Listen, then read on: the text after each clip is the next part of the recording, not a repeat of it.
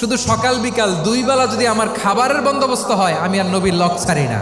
আমার আনসার সাহাবারা ক্ষেত খামারের কাজ করত, আমার মুহাজির সাহাবারা ব্যবসা করত, আর আমি নবীর সাথে সাথে থাকতাম।